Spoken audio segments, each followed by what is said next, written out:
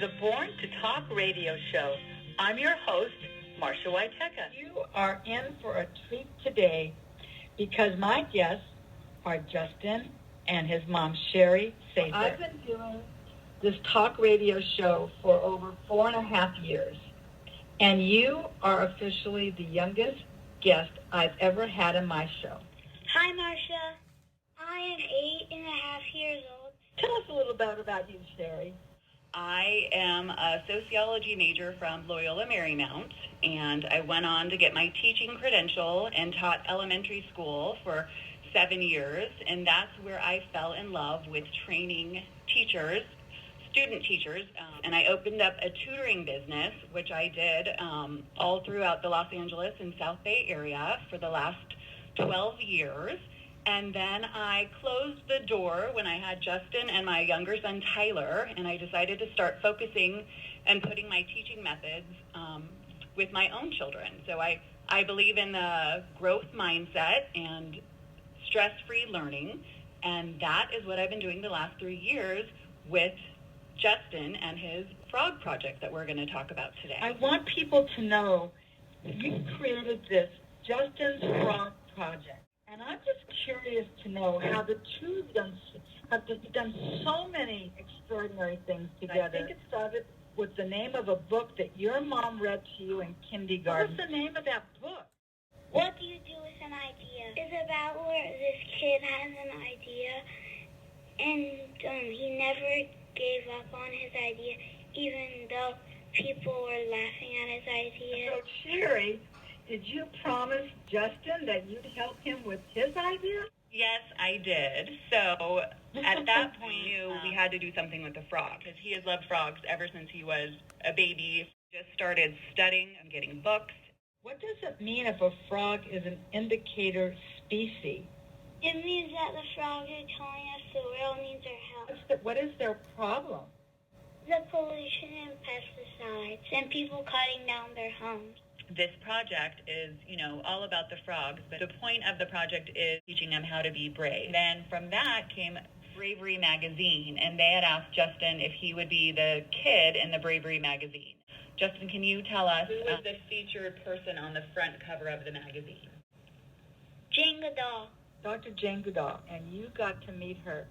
I think that that's just an incredible blessing. What did you learn from that experience? He said there was going to be more plastic in the ocean than fish by 2050. And I can understand now why, yes, you were never going to not have the love of frogs. You sort of took another direction, didn't you? And you decided that maybe getting involved with plastics was a pretty important project, correct? Correct. Next thing that was really important to me was to introduce him to different children or younger people that he could relate to, and they can work together as a team and build up a network. So the Buddy Bench was one project that he did, collecting 200 pounds of plastic caps, and it took 7 months to do that. I think it's really, really exciting what you are doing with your pen pal, Perise, in Cameroon. He's 22 years old, and he lives in Cameroon, and he has a problem with bottles in his town, and we're trying to figure out ways to get the bottles away. Perise reached out to us on social media, and he said, and you will never believe what's going on here in Cameroon. We have no recycling center, and people don't have clean water to drink, so we just have tons and tons and thousands of plastic bottles. And he spent about a year collecting over 8,000 bottles, and he had nowhere to put them. And so he's watched them sit there for 6 months, just these 8,000 bottles, and he just was really heartbroken. My role in this is I've really been trying to mentor Perise and Justin to work together. So we sat down and we said, well, you have to start somewhere. The bottles have been sitting there for 6 months, and if you don't start something, they're still going to sit there. We printed a picture out of them, and we started asking everyone around the world, what are some ideas that we could do to get rid of these 8,000 bottles? And the first idea that we just loved. I'll make flower planters. Took took a few weeks, and we started building them, cut holes in the plastic bottles, put dirt in them, and we bought all these succulents. And then, to our surprise, Perise and his sibling did the same. And when we got the pictures that he sent that he made the flower planter bottles, we were just so happy, and we congratulated him to being brave and taking the first step. And then from there, we started this parallel project where we do it in California and the United States, and they do it, and he lives in Buea, Cameroon. So the second one was doing cap art. And Justin, what did you make with all the hundreds of green caps that you collected? A frog. And what did your little brother make? Fishy. And what did the boys in Cameroon make? They made a bird and flowers. The third one, we actually did it on the very same day, where we made a piggy bank and a frog out of the plastic bottles. Someone had suggested, why don't you make art? And this is a way Perise likes to go to different schools in Cameroon, and his goal is he really wants to be a teacher and teach the kids and the youth there they can use less plastic, and that's his real passion. So today, Perise, actually this morning, we agreed that we're going to make a funnel, and someone had suggested a bird feeder out of the plastic bottles, and he told me that there were no birds. There were no birds there, but they had chickens. Going to fill his bottle, the chicken feed, and we're going to make the bottles for the birds, and then we're going to make a water irrigation system. What's the water situation? One sink in the whole entire town, and they have to carry dirty bucket to go get water.